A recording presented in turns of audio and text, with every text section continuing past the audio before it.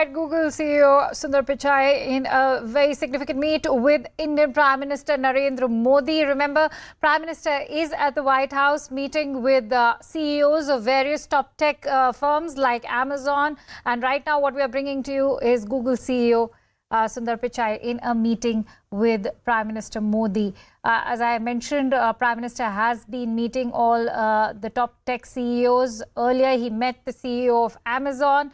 He also met the CEO of Boeing, and now we are bringing to you live visuals of Prime Minister Modi in a meeting with Google CEO Sundar Pichai. Remember, Sundar Pichai is someone who's known to have made several contributions, also contributions to India. But what can India now sort of gain from these significant meets that have happened between Prime Minister Modi and the CEOs of these top tech firms, top US tech firms? Let me quickly bring in my guest. I'm joined in by Adel Nazarian, who's the foreign policy analyst and CEO of US blockchain PAC. I'm also joined in by Corinne Clark, who's a Republican strategist. Many thanks to you, Adele and Corinne, for joining in. Adele, those are the live and latest shots that we are bringing to our viewers of Prime Minister Modi in a firm handshake with Google CEO Sundar Pichai.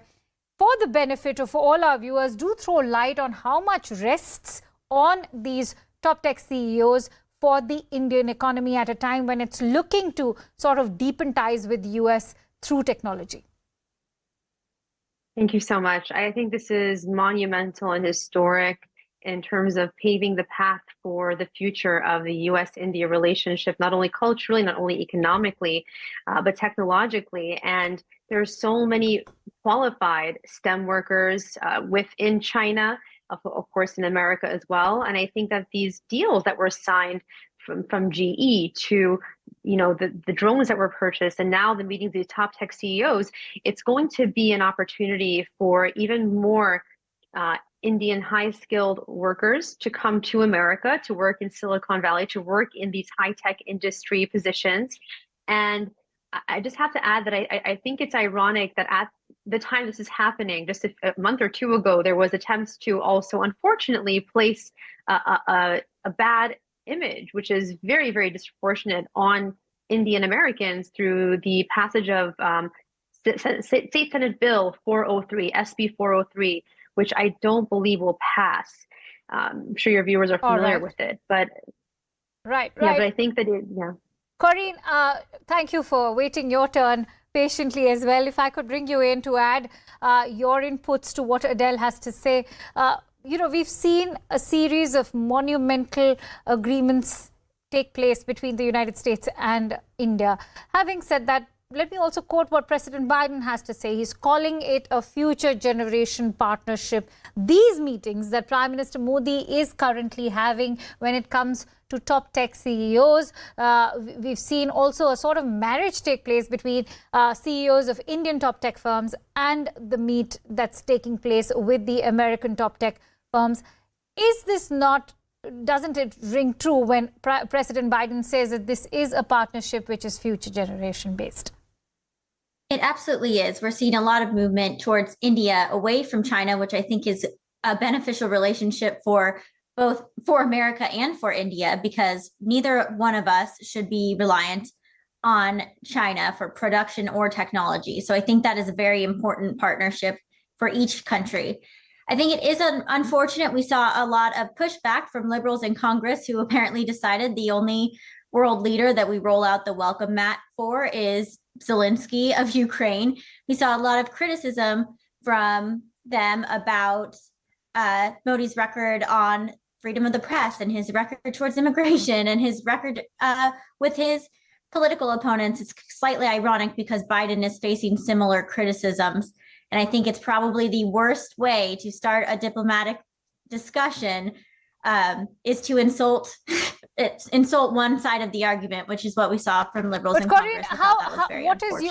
I'd like to know your thoughts on the kind of narrative that's playing out in a certain section of media, not to forget certain lawmakers within the US Congress who are trying to malign the maiden state visit of the Indian Prime Minister by only harping on, say, an image which has only been a result of most of it has been propaganda, and as the Indian Prime Minister himself said, is hearsay.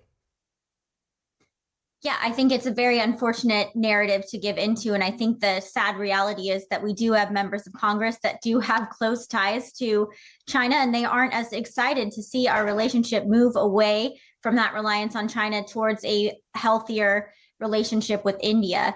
And I think when you look at who is criticizing India right now, and you look back to their record towards trade with China or towards other countries with much worse human rights records than India, you'll see the hypocrisy. And I think it's unfortunate that they put that on display. All right, Adele, if I could bring you in on the current meet that is right now happening between Prime Minister Modi and Google CEO Sundar Pichai. The tech CEOs have played a very important role throughout this three-day visit of the Indian Prime Minister. We've seen them turn up in full force also during that state dinner that was hosted by President Biden and the First Lady Jill Biden. Having said that, now with this meet happening and these agreements being signed, should we finally expect India to become a more investment-friendly destination, something that was always, that seemed to be a huge problem when it came to actually hurdles in the Indian economy? What top American tech firms had to say that in the fact that India has not been investment-friendly. Do you think that India will now be on its path to becoming a more investment-friendly country? That's an excellent question, very eloquent and very, very important.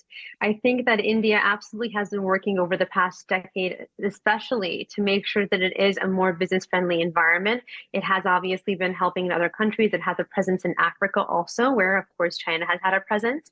And I believe that it's going to push India, if it hasn't yet gotten itself to the level it needs to be the business-friendly level it needs to get regulations in place that will make it safer for foreign investments. I believe it is already a destination for investments. I mean, with the most flourishing middle class in the world. So I do definitely see this partnership in so many levels leading to India seeing a boon in investments, foreign investments. Absolutely. Right. Corinne, to bring in your political perspective on all these agreements that have been taking place, whenever I'm interacting with Republican strategists such as you or former Republican congressmen, they are viewing this partnership with a great degree of caution and skepticism. Why so? I think it's important to consider all foreign relationships with some kind of skepticism, because we should count on every foreign nation to act within their own best interest. And that's what we should do also. So I don't think it's negativity, just skepticism, and that's healthy. Trust but verify was Ronald Reagan's policy, and I think Republicans stand by that today. I think the relationship with India, though, is such an important partnership, if not for anything else, but to diversify our reliance that we have on foreign production currently. What we discovered, what we should have known for a long time, is that America's production in China, they produce most of our medicine, most of our medical devices, a lot of our goods. And when we had a crisis like the pandemic over the last 3 years, we were unable to get necessary supplies. And I think to diversify our production, to help have partnerships with other countries like India is so important to the survival of our own country. So I think that there's a lot of optimism in the potential of this relationship. Absolutely. Adele, let's talk about the kind of money that is tied up with global tech giants, especially when it comes to meta platforms. We're looking at an amount nearly 13,000 crore rupees, 12,300 rupees, 12,300 crore rupees is tied up with meta platforms when it comes to top tech giants such as even Google. How can Prime Minister's state visit now ensure that that money is, rightly invested in India and opens up those much needed channels to bring the investment from meta platforms?